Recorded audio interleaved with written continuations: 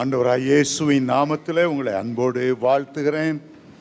கர்த்தருடைய வார்த்தைகளை கேட்க மகிழ்ச்சியோடு வந்திருக்கிற உங்களுக்கு கர்த்தர் ஒரு அற்புதம் செய்வாராக. கடந்த சில வாரங்களாக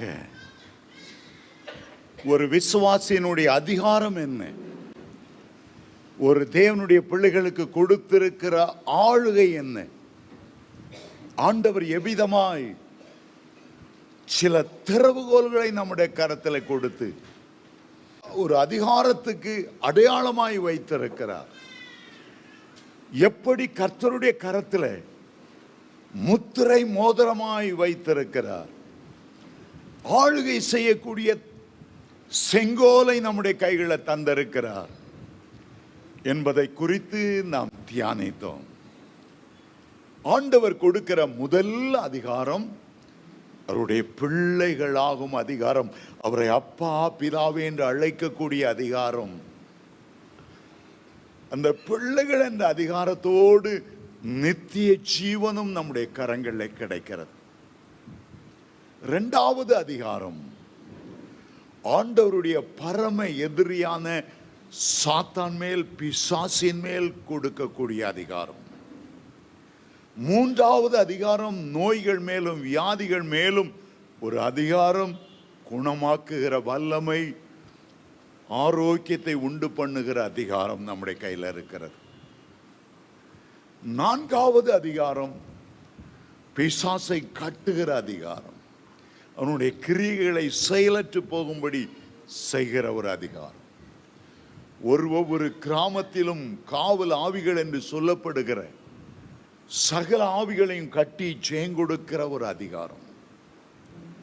ஐந்தாவது அதிகாரம் கட்டப்பட்ட மக்களை கட்டவிழ்க்கிற அதிகாரம், சிறைப்பட்டவர்களை சிறை மீட்கக்கூடிய ஒரு அதிகாரம். ஆறாவது அதிகாரம் இயற்கையின் மேல் உள்ள அதிகாரம். ஆண்டவருடைய கையின் கிரியைகளின் மேல் நமக்கு ஆளுகை தந்திருக்கிறார். என் கையின் கிரியைகளை குறித்து எனக்கு கட்டளை இடுங்கள் என்று சொல்லியிருக்கிறார். இயற்கையின் மேல நமக்கு ஆளுகை உண்டு. ஒரு சாதாரண யோசுவா, ஒரு மனிதன் கோடி கணக்கான வருஷங்களாக எத்தனையோ டன் எடையுள்ள சூரியனை கீழே இருந்து ஒரு வார்த்தை சொல்லி அதட்டி நிறுத்தினார்.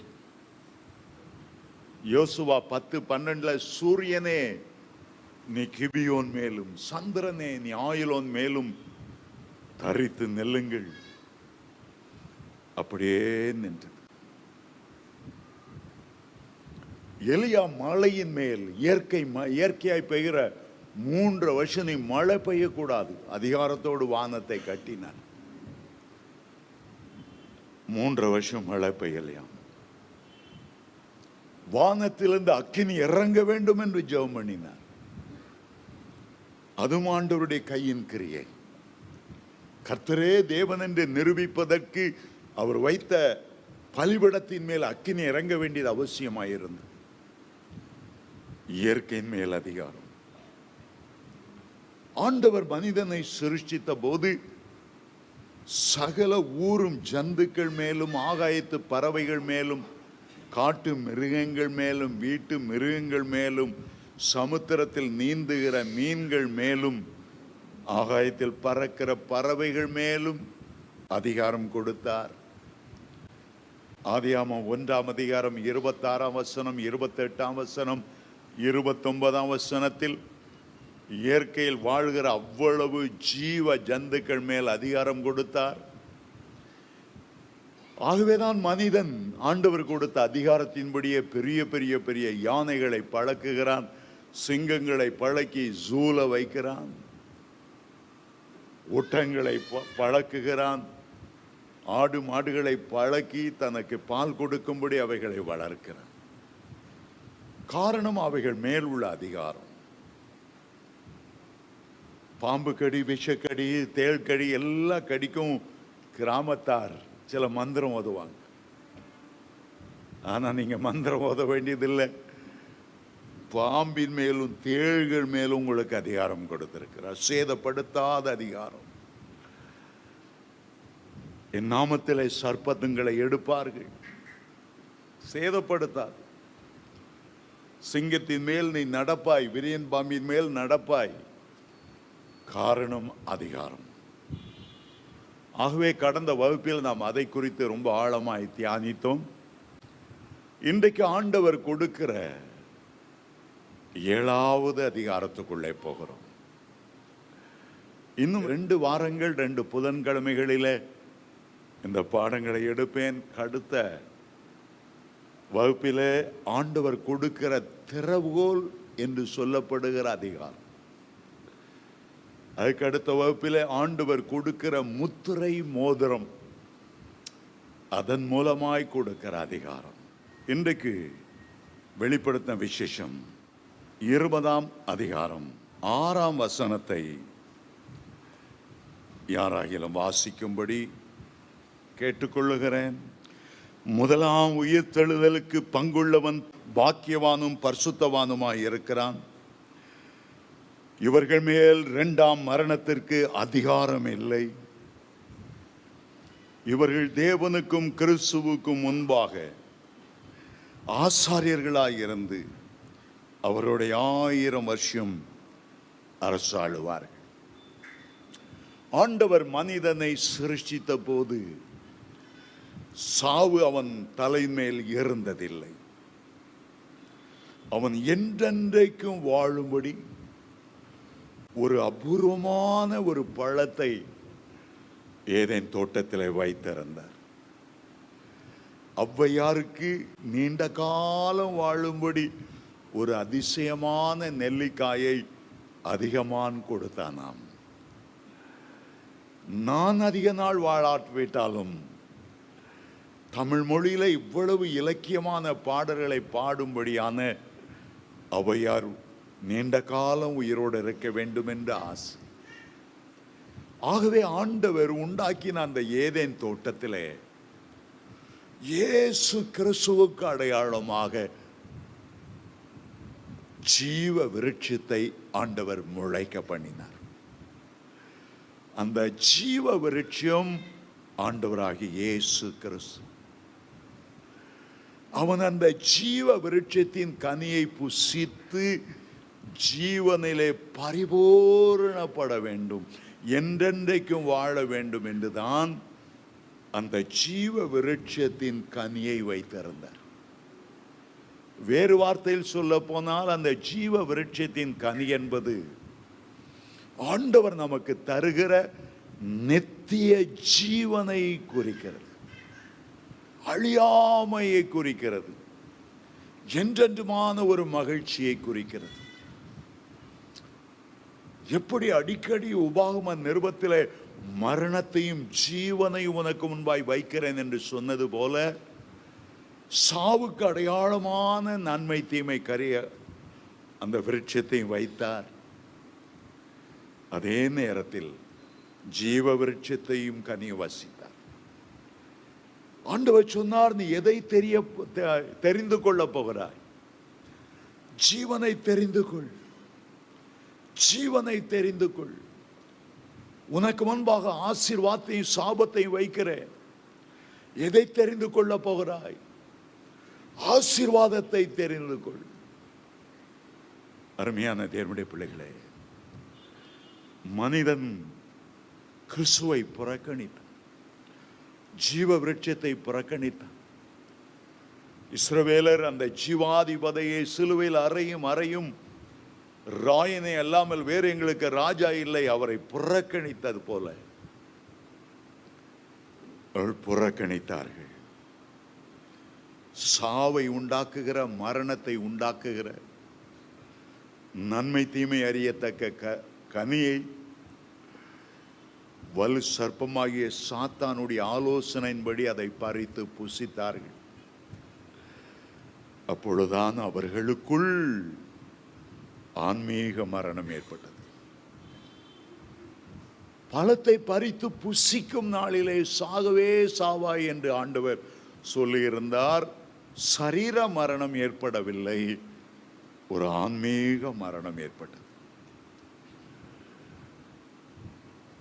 ஒரு மோட்டார் பைக் வேகமாய் ஓடிக்கொண்டு இருக்கிறது. ஒரு உயரமான இடத்திலிருந்து தாழ்வான இடத்துக்கு வருகிறது. அதில் உள்ள கீயை உருவிட்டா இன்ஜின் நின்று போ.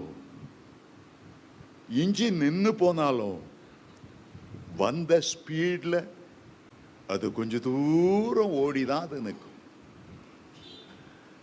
பரலோக கீ, ஜீவன்கிற கீ ஆண்டவர் உருவின பிறகும் அவனுடைய சரீரம் 930 வருஷம் ஓடி அதுக்கு பிறதான் மரணம் சம்பவித்தது. ஆண்டவர் சொன்னார், நீ மண்ணாயிருக்கிறாய், மண்ணுக்கு திரும்புவாய். எந்த நேரம் அவன் பழத்தை புசித்தானோ அந்த நேரம் அவனுடைய ஜீவன் மேல் இருந்த அதிகாரம் எடுபட்டு போனது. அந்த நேரம் பிசாசு மரணத்தின் அதிபதியாய் மாறினான். ஆதாம் விற்று போட்ட ஆளுகையில ஒரு ஆளுகை, ஜீவன் அந்த ஆளுகை விற்று போட்டான். சாத்தான் மரணத்தின் அதிபதியானான், இப்பிரபஞ்சத்தின் லோகாதிபதியானான், உலகத்தின் அதிபதி என்று அழைக்கப்பட்டான். யோவான் 14:30 வாசிக்கிறோம், 2 கொரிந்தியர் 2:2 வாசிக்கிறோம். அவன் அந்த அதிகாரத்தை பெற்றுக்கொண்டான். அவன்தான் ஆளுகை செய்ய தீர்மானித்தான். சிருஷ்டிக்கப்பட்ட ஒவ்வொரு தேவனுடைய பிள்ளைகள் மேலும் மரணம் என்று எழுதப்பட்டிருந்தது. எபிரேயர் 9:27 சொல்லுகிறது, ஒரே தரம் மரிப்பதும் பின்பு நியாய தீர்ப்படைவதும் மனுஷனுக்கு நியமிக்கப்பட்டிருக்கிறது. அந்த நிமிடம் முதல் மரணம் மனிதனுடைய சத்ருவாய் மாறினது. 1 கொரிந்தியர் 15:26 சொல்லப்படுகிறது, பரிகரிக்கப்படுகிற கடைசி சத்துரு மரணம் ஒரு சத்துருவாய் மாறிவிட்டது. இந்த மரணத்தை பிறப்பிக்க வேண்டும் என்பதற்காக சாத்தான் மரணத்துக்கு ஏதுவான வியாதிகளை கொண்டு வருகிறான், மரணத்துக்கு ஏதுவான கேன்சரை கொண்டு வருகிறான், மரணத்துக்கு ஏதுவான எய்ட்ஸ் நோய்களை கொண்டு வருகிறான், மரணத்துக்கு ஏதுவான பலவீனங்களை கொண்டு வருகிறான். அருமையான தேவனுடைய பிள்ளைகளே, ஆண்டவர் வியாதியை சிருஷ்டிக்கவில்லை, வியாதிக்குரிய கிருமிகளையும் அவர் சிருஷ்டிக்கவில்லை.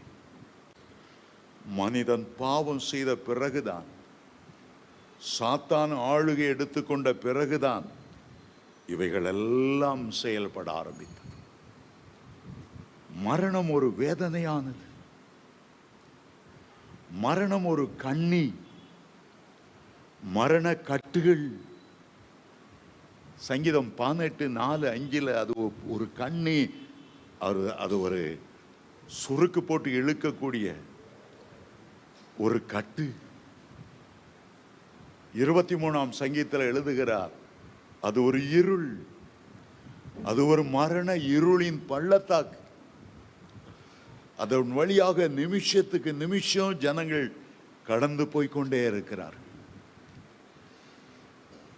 மரண நேரம் வரும்போது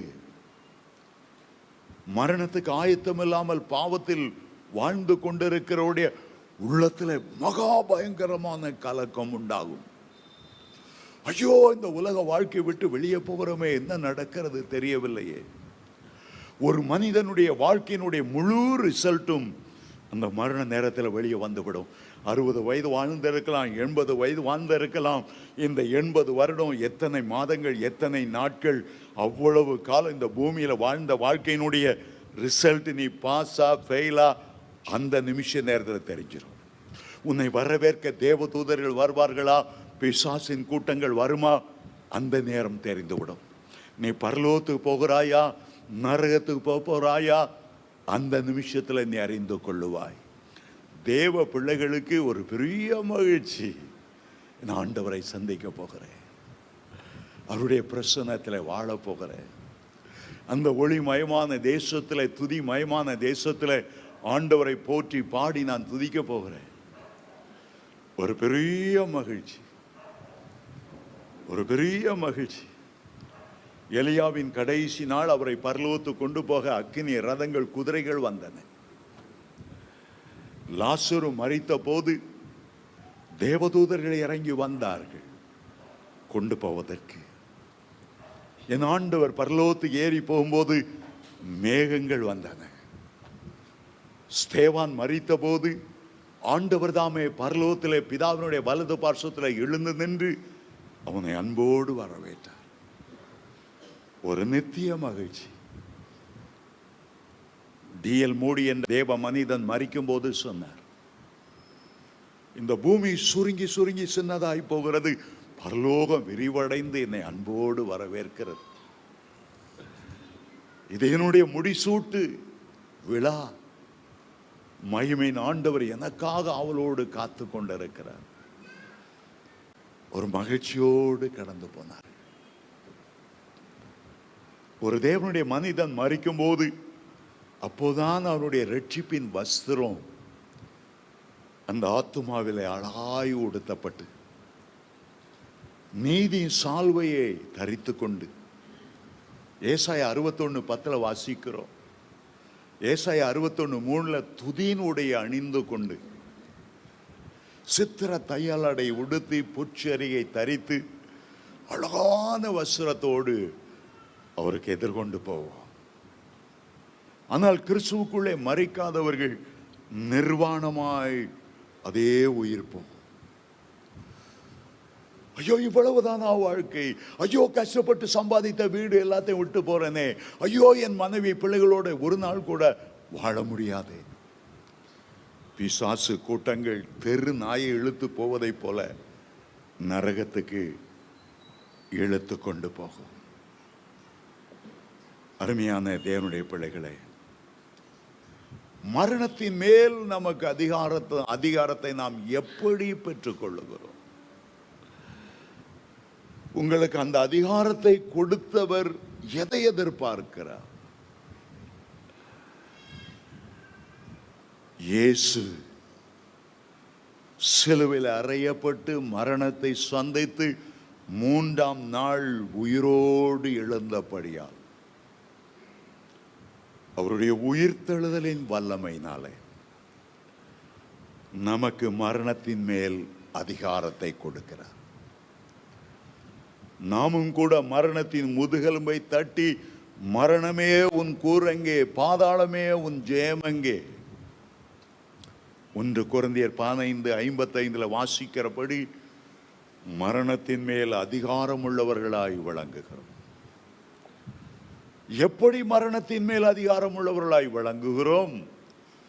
பரிசுத்தாவின் அபிஷேகத்தினாலே. பரிசுத்தாவியானவர் என்ன செய்தார்? ரோமர் 8:12 சொல்லுகிறது, கிறிஸ்துவை மரித்தோரிலிருந்து எழுப்பின ஆவியானவர் அவர் உங்களுடைய சரீரத்தில் வாசம் செய்தார். சாவுக்கு ஏதுவான உங்களுடைய சரீரத்தையும் அவர் உயிர்ப்பிப்பார். அந்த பரிசுத்தாவின் வல்லமை தான் மரணத்தின் மேல் நமக்கு அதிகாரம் கொடுக்கிறார். இயேசு கிறிஸ்து பத்ம தீவில யோவானுக்கு தரிசனம் ஆகும்போது சொன்னார், பயப்படாது, நான் மரணத்துக்கும் பாதாளத்துக்கும் உரிய திறவுகோல்களை உடையவராயிருக்கிறேன். அதுதான் அந்த அதிகாரம். அந்த திறவுகோல்கள் தான் அந்த அதிகாரம். மரணத்தின் மேல் அதிகாரம் செலுத்தக்கூடிய திறவுகோல்களை ஆண்டவர் நமக்காக வைத்திருக்கிறார். ஆண்டவர் உயிரோடு எழும்பும் போது, அல்லது சிலுவையில் தன்னுடைய ஜீவனை கொடுத்து 3ஆம் நாள் உயிரோடு எழும்பும்போது, மரணத்தின் அதிபதியான பிசாசை தன்னுடைய மரணத்தினால் அழித்தார். அவன் அதுவரைக்கும் மரணத்தின் அதிபதி என்று அழைக்கப்பட்டான். எபிரேயர் 2ஆம் அதிகாரம் 14ஆம் 15ஆம் வசனத்தை வாசிக்கும் போது, பிள்ளைகள் மாம்சத்தையும் இரத்தமும் உடையவர்களாய் இருப்பது போல அவரும் மாம்சமும் இரத்தமும் உடையவர்களாய் மாறினார்.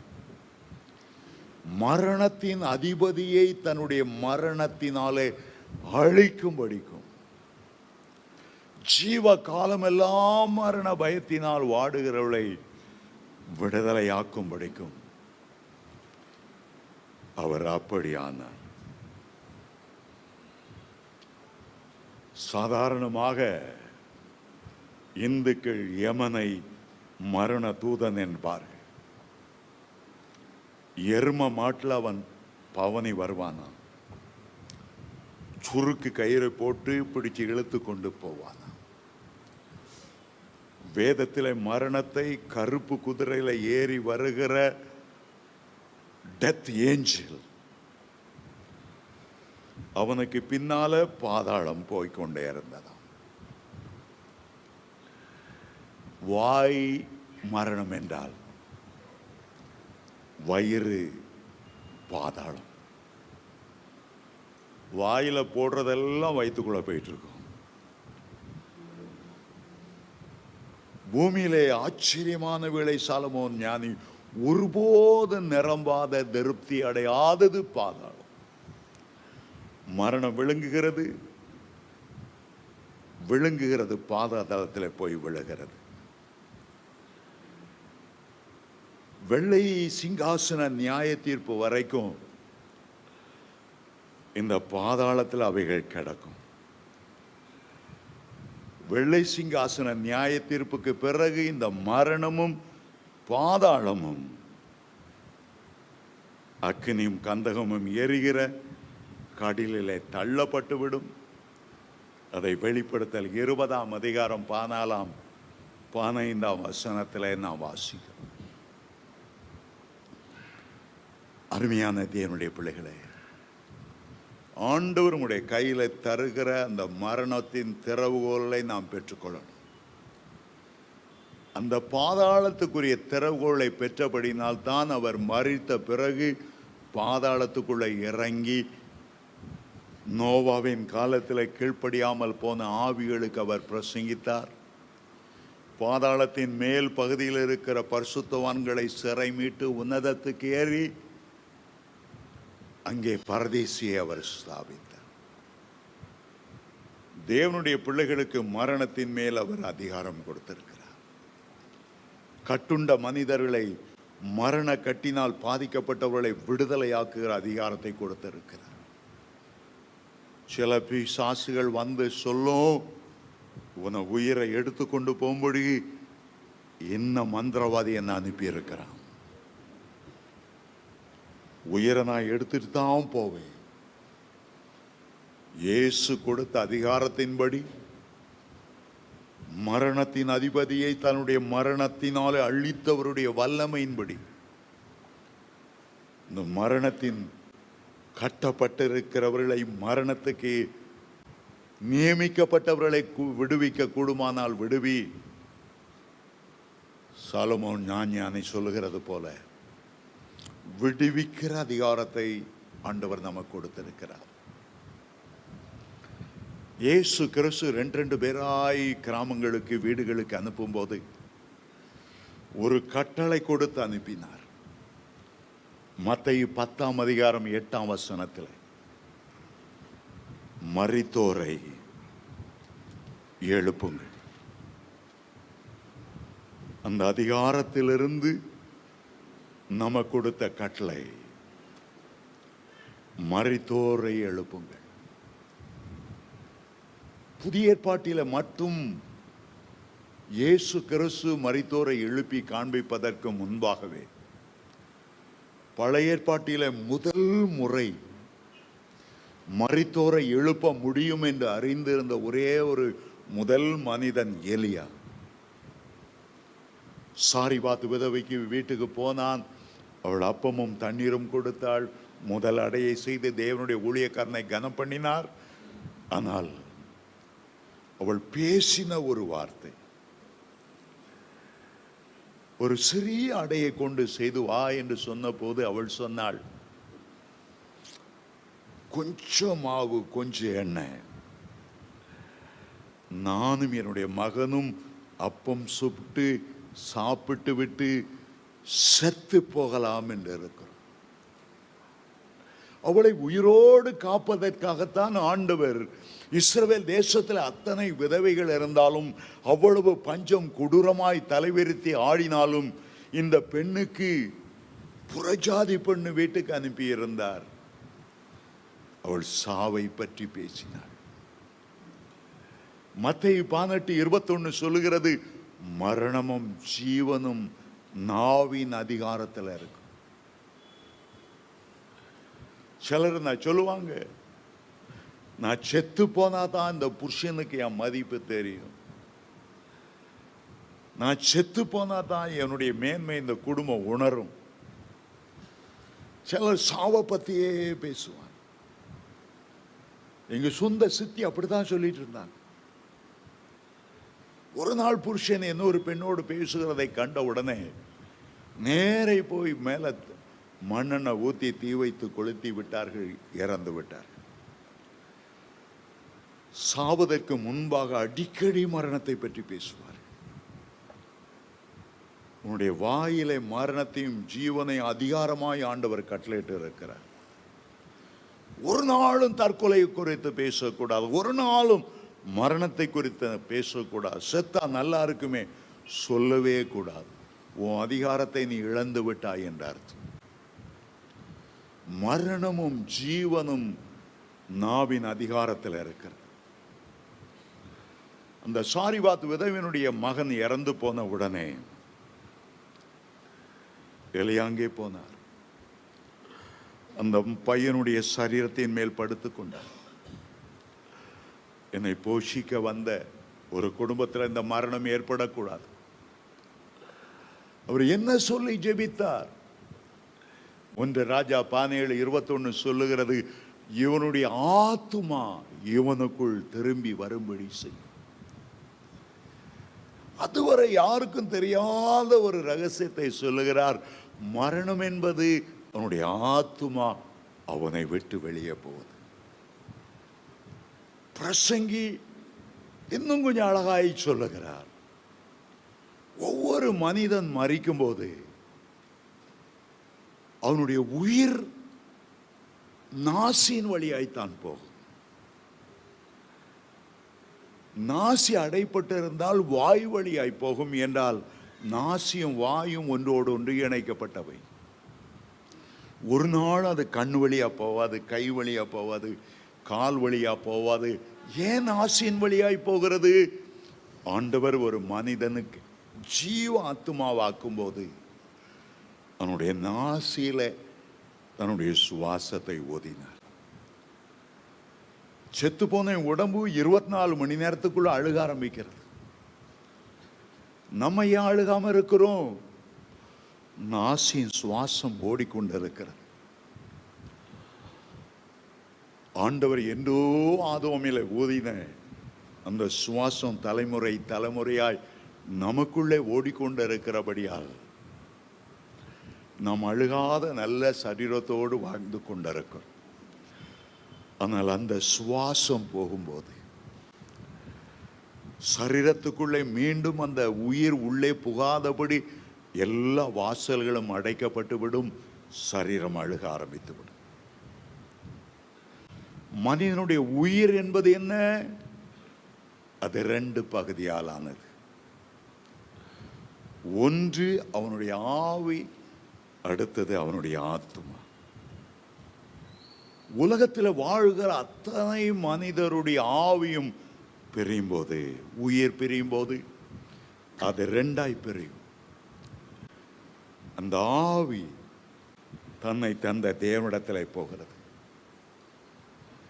அது முஸ்லிம் ஆனாலும், இந்து ஆனாலும், கிறிஸ்தவன் ஆனாலும், தங்களுக்கு ஜீவனை கொடுத்த ஜீவாதிபதி இடத்துல போய் முழங்கால் படியிட்டு மண்டியிட்டு, இந்த பூமியில வாழ்வதற்கு எனக்கு ஒரு நல்ல வாய்ப்பை கொடுத்தேரும் அக்கு நன்றி, அவரோடு இணைந்து விடுகிறது.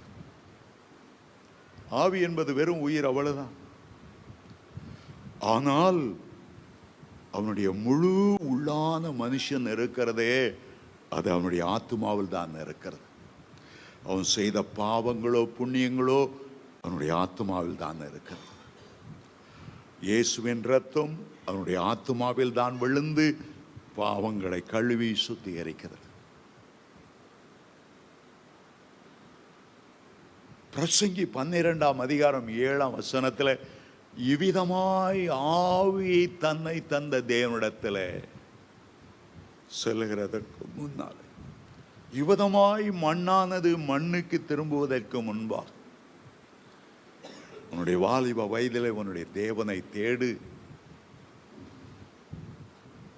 அருமையான தேவனுடைய பிள்ளைகளே, உன்னுடைய ஆத்மாவில் தான் சகலமும் அடங்கி இருக்கிறது. எல்லாம் உன்னுடைய வாழ்க்கையினுடைய முழு பாவமும், உன்னுடைய அந்தரங்க பாவம், ரகசிய பாவம், வெளியாளுக்கு தெரியாதவை, உன்னுடைய ஒரு பிளாக் பாக்ஸ் எப்படி ஒரு ஃப்ளைட்டில் இருக்கிறதோ அதே போல சகலமும் அதில் தான் ரெக்கார்ட் பண்ணப்பட்டு இருக்கிறது. அதில் தான் உங்கள் மனசாட்சி இணைந்து இருக்கிறது. அதுதான் நித்தியத்தை சுதந்திரிக்கணும். அதுதான் பரலோகத்துக்கு போகணுமா நரகத்துக்கு போகணுமா? ஒரு மனிதனுடைய மரணம் என்ன? அவனுடைய சரீரத்தில் இந்த ஆத்துமா பிரிவதுதான் மரணம். ஆகவேதான் சாரிபாத் விதவனுடைய மகனை உயிர்ப்பிக்க வேண்டும் என்று அவனுடைய ஆத்துமா அவனுக்குள்ளே திரும்பி வர வேண்டும். எலியா அழகாய் ஜெபம் பண்ணினார். ஆண்டவர் புதிய ஏற்பாட்டு பரிசுத்தவான்களுக்கு கொடுக்கிற அந்த அதிகாரத்தை பழைய ஏற்பாட்டில் எலியாவுக்கு கொடுத்தபடியால் அந்த மகன் உயிரோடு எழுந்தார். பழைய ஏற்பாட்டில் இரண்டாவது இன்னொரு தேவ மனிதன் ஒருவரை உயிரோடு எழுப்பினார்.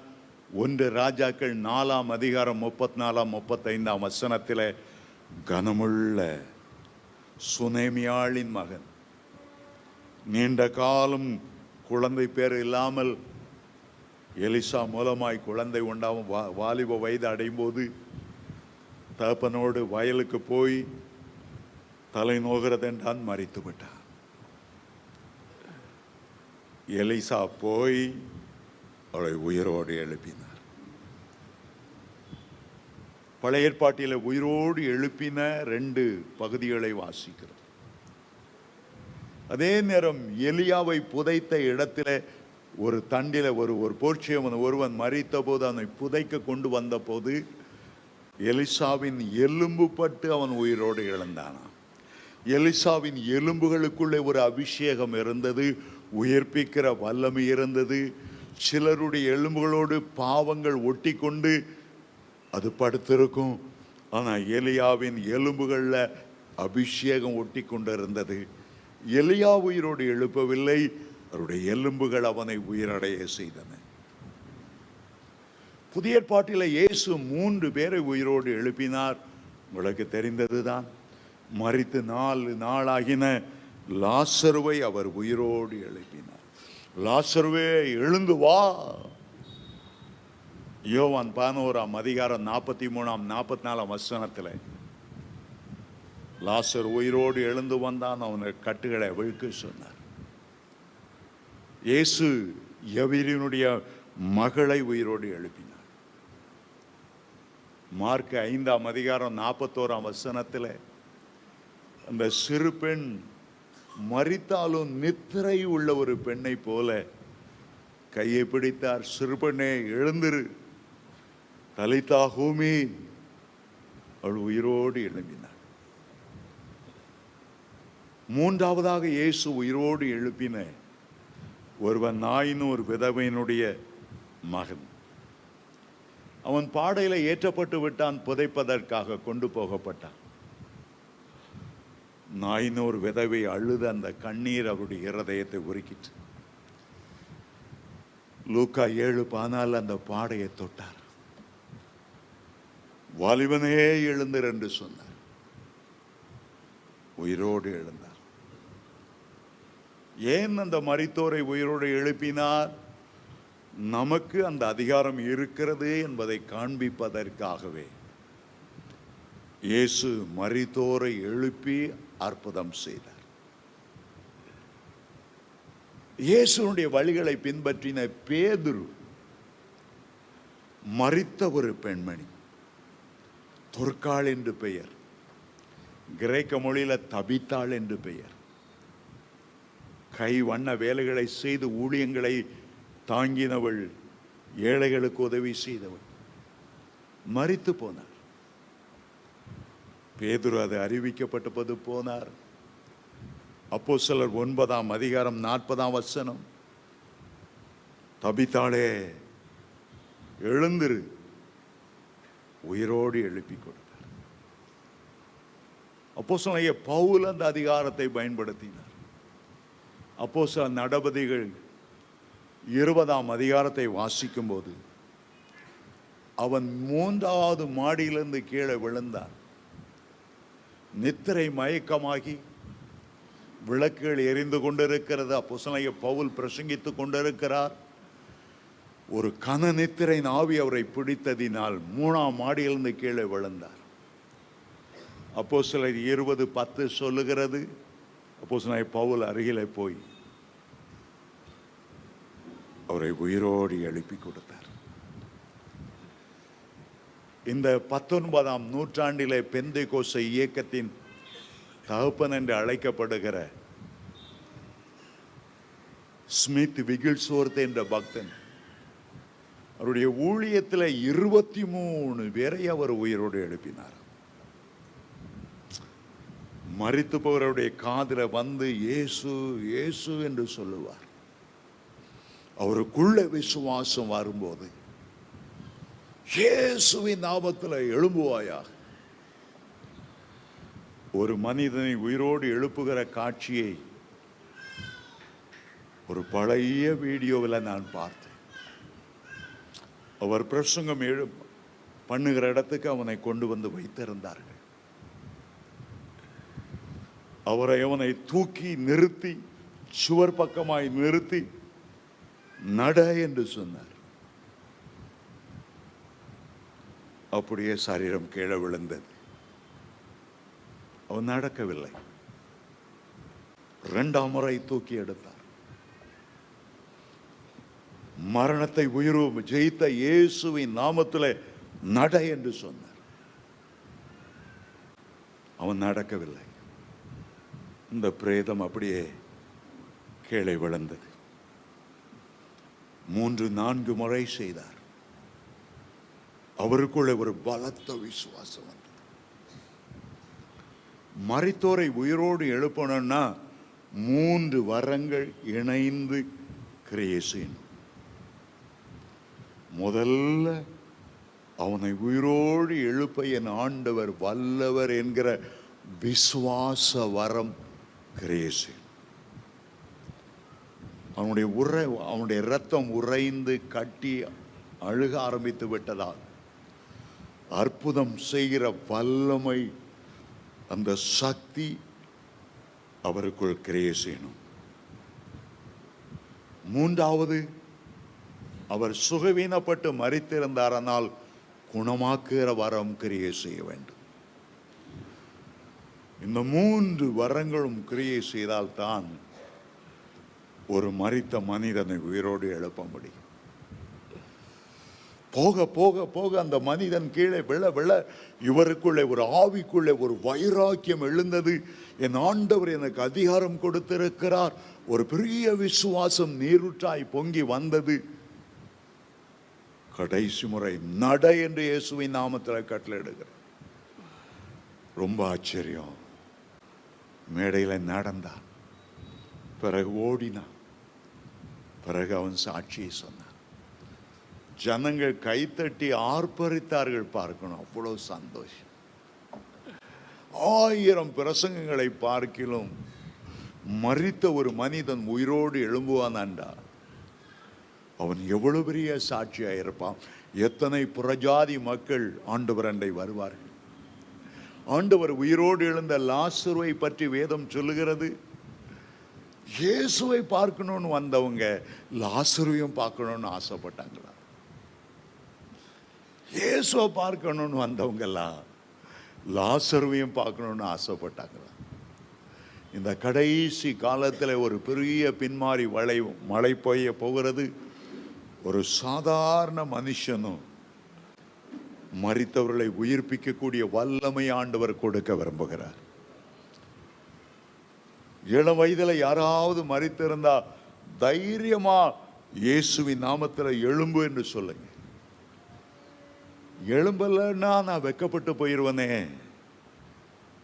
அப்படின்னு அதைரியப்படாதுங்க. முயற்சி பார்க்கறதுல நீங்க ஒன்றும் குறைந்து போகிறதில்லை. ஆனா அதுக்காக நல்லா ஜெபம் பண்ணி நீ அவன் உயிரோட எழும்பிட்டான்னு வைத்துக் கொள்ளுங்க. அப்ப எவ்வளவு பேருடைய விசுவாசம் உறுதிப்படும், எவ்வளவு மக்கள் ஆண்டவராண்டை வருவார்கள். இல்லை எழுப்புறதுக்கு பயமா இருக்கு. ஆண்டவர் அதுக்கு அதிகாரம் கொடுத்திருக்கிறார். ஒரு தடவை ட்ரை பண்ணி பாருங்க, முடியலன்னா பரவாயில்ல. அடுத்த தடவை ட்ரை பண்ணுங்க, முடியலன்னா பரவாயில்ல. ஆனால் ஒரு நேரம் வரும், கர்த்தர் உங்களை பயன்படுத்தி மரித்தவர்களை உயிரோடு எழுப்புவார்.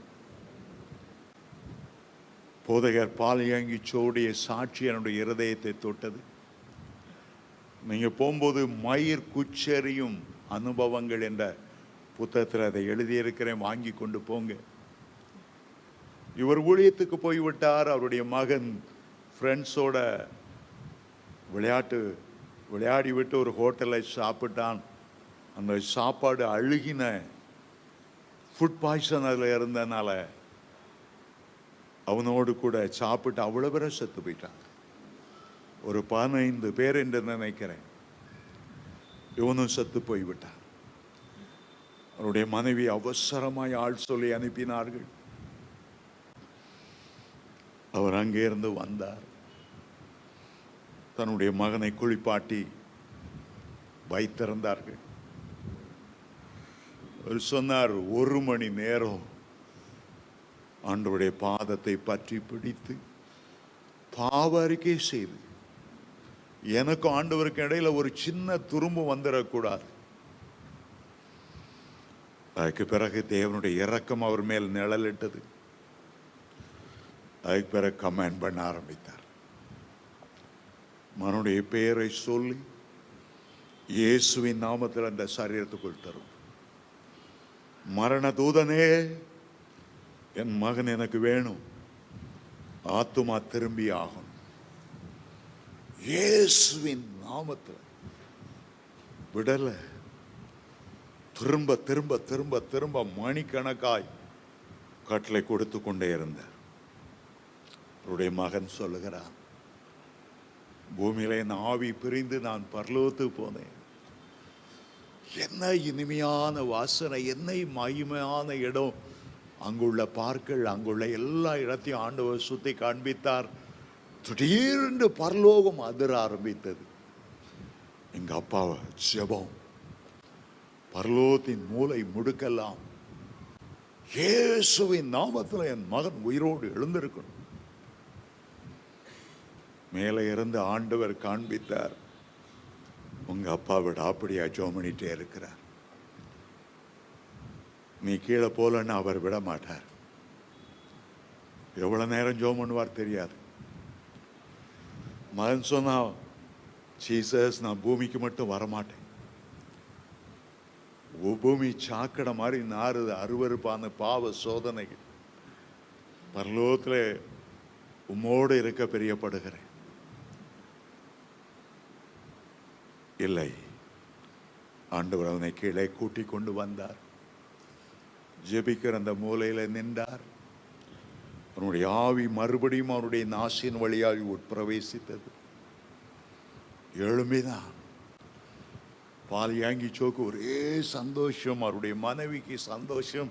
அவருடைய வீட்டை சுற்றிலும் இருந்த லட்சக்கணக்கான விசுவாசிகள் அவ்வளவு பேரும் கைத்தட்டி ஆரவாரித்தார். மகன் சொன்னான், அப்பா, முதல்ல இயேசுவுக்கு நன்றி செலுத்துங்க. அவர் தான் என்னை கூட்டிட்டு கொண்டு வந்தார். அவர் தான் ஜீவாதிபதி. அவதோ நிற்கிறார். மகன் சொல்லுகிறான், அதான் பக்கத்தில், அதில் தான் இயேசு நிற்கிறார். தகப்பனுக்கு தெரியவில்லை.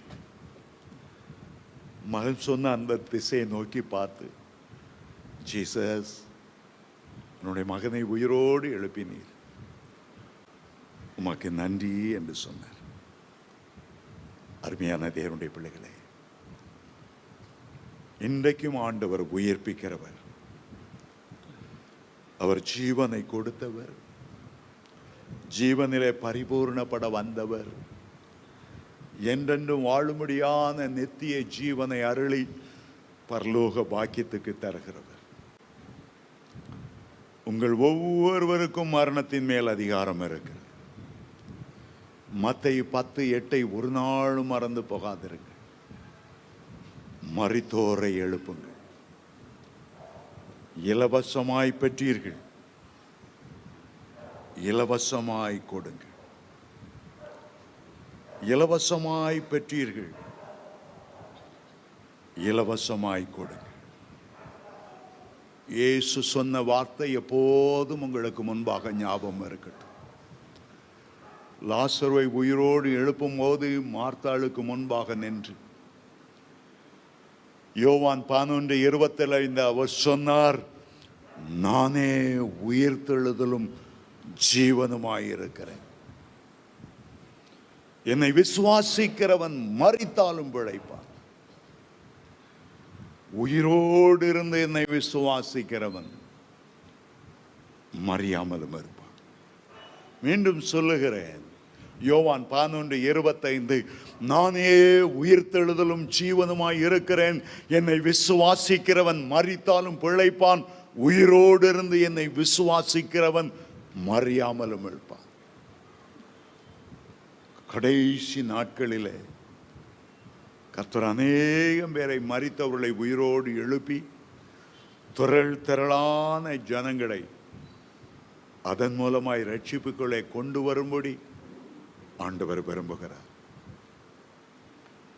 ஸ்மித் விகில்ஸை பற்றி சொல்லிக் கொண்டிருந்தேன், சொல்ல வேண்டியதை மறந்துட்டு. அவரும் ஊழியத்திற்கு போய்விட்டு வரும்போது அவருடைய மனைவி மரித்து விட்டாள்.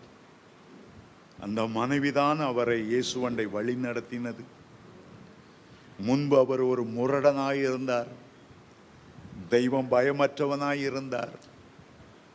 அவருடைய மனைவியினுடைய முன்மாதிரியான வாழ்க்கையினால் தான் அவர் ரட்சிக்கப்பட்டார். ஊழியத்துக்கு போகும்போது மனைவி இறந்து விட்டாள். உடனே திரும்பி வர முடியல.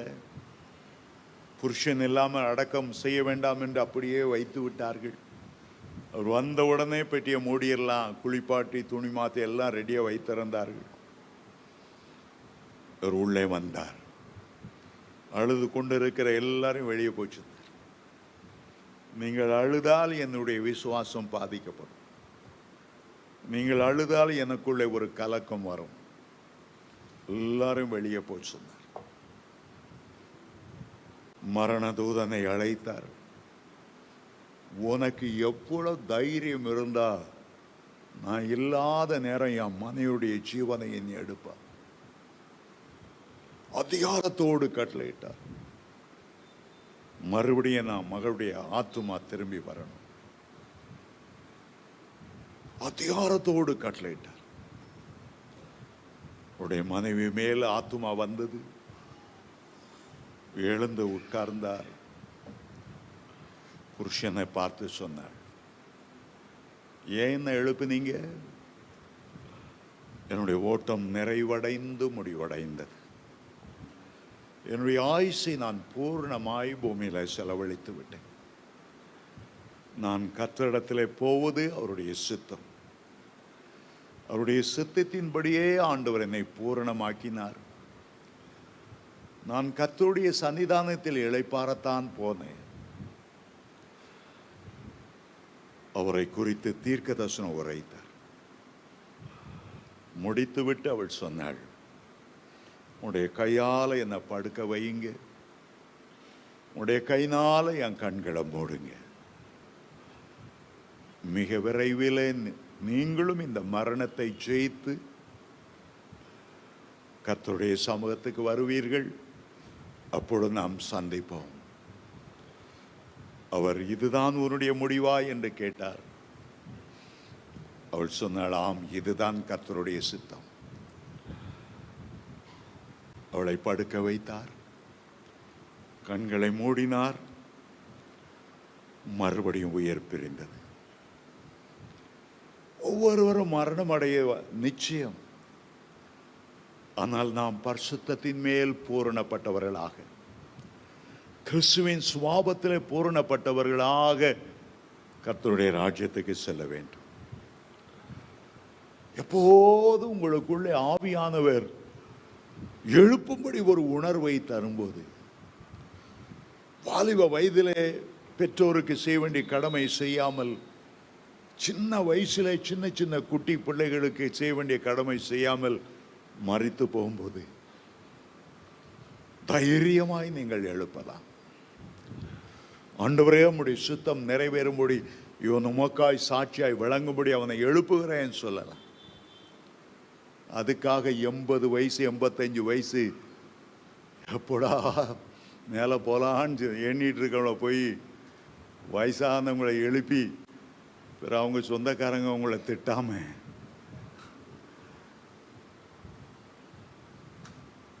இளைப்பாற போட்டும். ஆனால் இளம் வயது உள்ளவங்க மரிக்கும் போது என் ஆண்டவருடைய உள்ளத்திலிருந்து அந்த மனதுருக்கம் உங்களை இறங்கி வரட்டும்.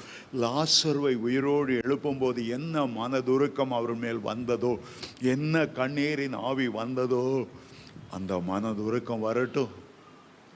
ஆண்டவரே, இந்த வாலிப வயதில் அவன் போகக்கூடாது, அவன் ஊழியம் செய்யட்டும், ஊழியம் செய்யட்டும்.